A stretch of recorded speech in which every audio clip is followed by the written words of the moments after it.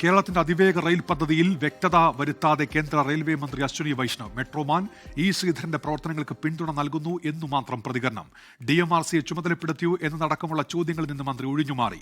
അതേസമയം കേന്ദ്രമന്ത്രി തനിക്ക് മുഴുവൻ പവറും നൽകിയിട്ടുണ്ടെന്ന് പൊന്നാനിയിൽ ഓഫീസ് തുറന്ന ഇ ശ്രീധരൻ പ്രതികരിച്ചു.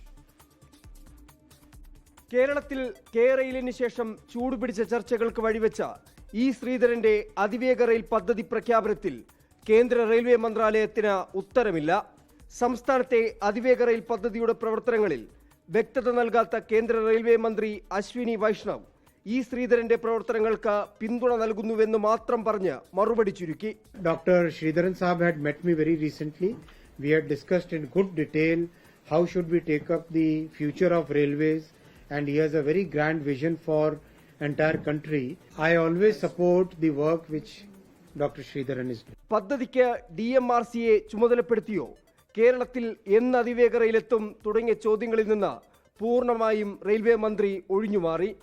So what will be the cost of 7 high-speed? I'll tell you in detail.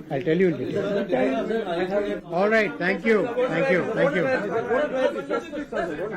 നേരത്തെ പ്രഖ്യാപിച്ച അങ്കമാലി ശബരിമല റെയിൽവേ പദ്ധതിയുടെ ഭൂമി ഏറ്റെടുക്കൽ, മറ്റ് റെയിൽ പദ്ധതികളുടെ DPR തുടങ്ങിയ കാര്യങ്ങളിൽ മാത്രമായിരുന്നു വിശദീകരണം. കേന്ദ്ര പദ്ധതിയെപ്പറ്റി സംസ്ഥാന സർക്കാരിനെ അറിയിക്കേണ്ടതില്ലെന്നും കേന്ദ്രമന്ത്രി തനിക്ക് മുഴുവൻ പവറും നൽകിയിട്ടുണ്ടെന്നുമാണ് ഇ ശ്രീധരന്റെ പ്രതികരണം.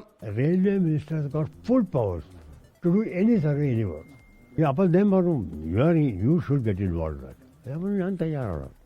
ഇ ശ്രീധരൻ അതിവേഗ റെയിൽ പദ്ധതിയുടെ പ്രവർത്തനങ്ങളുമായി മുന്നോട്ട് പോകുമ്പോൾ ഉത്തരമില്ലാത്ത നിരവധി ചോദ്യങ്ങളാണ് അവശേഷിക്കുന്നത്. ആർ അച്യുതൻ, 24, ഡൽഹി. ലോകത്തെവിടെയായാലും ഏത് സമയത്തും 24 വാർത്തകളും ഓഗ്മെന്റഡ് റിയാലിറ്റി പാക്കേജുകളും എക്സ്പ്ലെയിനറുകളും വിശദമായി കാണാൻ ഞങ്ങളുടെ യൂട്യൂബ് ചാനൽ നിങ്ങൾക്ക് സബ്സ്ക്രൈബ് ചെയ്യാം.